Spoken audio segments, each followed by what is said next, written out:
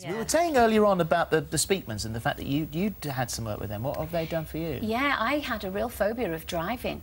After I had my second child, after I had Emily, I suddenly developed this real phobia. I'd get real panic attacks and just freak out. And I went to see them, and they completely cured me. It's incredible, isn't it? Yeah. And so to this day, they'll drive no problems? Yeah, or... yeah. In fact, I love my car now. Yeah. They are absolutely brilliant. They're just, I don't know how they do it.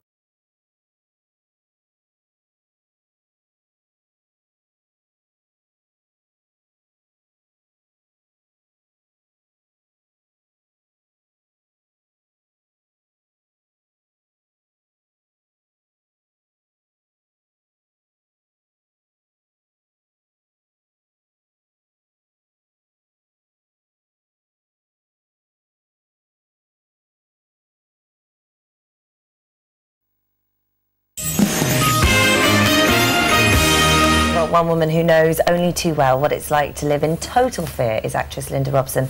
Linda's phobia of mice and rats is so severe she's even been forced to move house. So can Linda be cured? There's only one thing for it. It's the Speakmans to the rescue. With their help, they believe anything is possible. Through the power of their words, they've helped tabloid favourite Kerry Katona and Corrie star Kim Marsh. They've cured Dan, who was scared of spiders. Look at the size of you're actually sort of making friends with it. Stacey's phobia of dolls, Zoe's fear of cutlery, Dee's plight against pigeons, and Shani's paranoia about pantomime horses. They are the Speakmans. Well, on Monday, actress Linda Robson was cured of her phobia of rats, and yesterday, Alex Torrance got to grips with his fear of buttons. It was remarkable. Yes, now, if you were watching yesterday, you'll remember Lisa Wainwright. Now, she had a fear of dogs, and even though she did manage to stroke 2 of the dogs that were in the studio, she couldn't bring herself to face her biggest fear, and that was the Rottweiler. But, yes, when the programme finished, Nik and Eva gave Lisa a little more help, and look at this, yeah, that is her stroking the doggy she had been so frightened of all her life.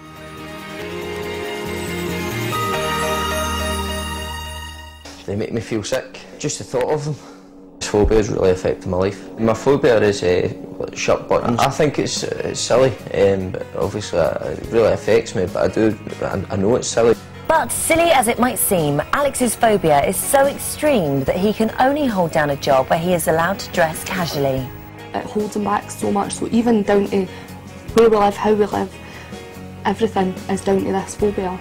If I worked in an office, I'd be on a decent wage, but then again it would need to wear a shirt, and well, I can't, do you know what I mean? So in that sense it holds me back. Little everyday things can be so stressful at times. My daughter, if she's got a cardigan on, talk to her, but I wouldn't touch her.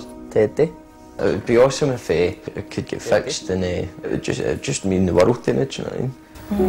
And what difference, like Pamela, for you, I mean, if he didn't have this, what difference would that make to both of your lives? I mean, you've got a little girl now. Yeah, it's hard having a baby because they're on everything. Yeah. And, you know, when he's looking after her, I've got to go in and pick out what she's wearing that day for him so that he doesn't have to come into contact with them, and I just try and keep them away from him. I've just dealt with it all my life, do you know what I mean? So like, say I'm a barman, so say somebody's coming in to want the pint, do you know how I won't look at them, I'll kind of look away and I'll wipe my mouth and I take a deep breath, so is it likes for it's physical, isn't it? The effect of it makes you almost have a bit of a ritual that you have to go through after you see one. Yeah. So what is that? It's the wiping the mouth? It's just I wipe my mouth, and sometimes I'll walk about and I've got my t-shirt over my nose and it, and it's quite awkward because some of the punters are like, oh, do smell, and you're trying to explain it to them then. What is the difference between a phobia and OCD?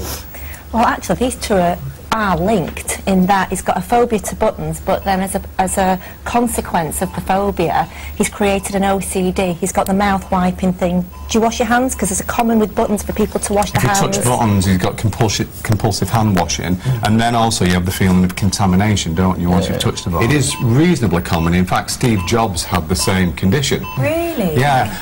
How do you feel? I'm really quite anxious. Yeah. Your heart rate's gone up to 96. And you're having to cover your mouth.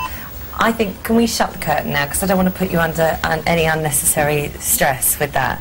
But I mean, you can clearly clearly see that it's quite distressing actually, and it must be horrible for you, Pamela, because yeah, because I know how much it's upsetting them. Yeah. It's quite upsetting to see it. Well, we'll send you off now with the guys here, and hopefully by the time they've got a 100% strike rate here so far. Do you believe this can work? I hope it can work. I don't see how it can work, but I hope it can work. This has been a tough one, hasn't it? It's been very difficult. Yeah, it has. It's been a hard one. It's not only is it a phobia, there's been OCD involved and massive habitual behaviour as well. So we've literally used every minute that we had. And normally, if this wasn't on the telly, this is something you'd work on for a little while, wouldn't you? Not just it. 4 hours. 4 hours usually, yeah. Which, in the grand scheme of things, is still a pretty short amount of time. Oh yeah. Let's not take it away. I mean, he's had it for over 20 years, so yeah. How do you feel this has gone today? How are you feeling? Absolutely brilliant, eh? Yeah? Absolute geniuses. I've had touching them and everything. Earlier, this was you seeing it, and obviously visible discomfort there, seeing the buttons on the shirt. You're touching your mouth, you're doing all the rituals that you said about earlier. You've had your hand in that jar. Yeah, honestly. Did you ever think that was possible? No. Usually if he's got a cardigan on or whatever... This is your daughter, she's got a little cardigan on, you can't pick her up. Yeah, usually I need to kind of brace myself to go and pick her up, but if she's crying a lot, but...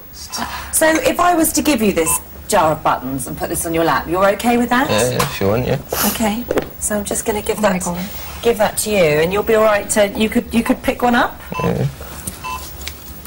Oh my goodness. Without putting your hand on. Pamela, you can't believe it, can you? Yeah, have a rummage. It's amazing, isn't it? It is like magic in a strange way. I mean, you work miracles. Well, I feel really emotional on this one. I do, really emotional, because, you know, it's so amazing how he's adapted his life and how it's ruined his life, and it made him a nervous wreck. You know, he was just so anxious, and I'm just so thrilled that you came on. I'm just so privileged to have been able to help you, actually. Well done, both of you. I'd like to say thank you to both of you as well. Thank you so much. It's incredible. Well done.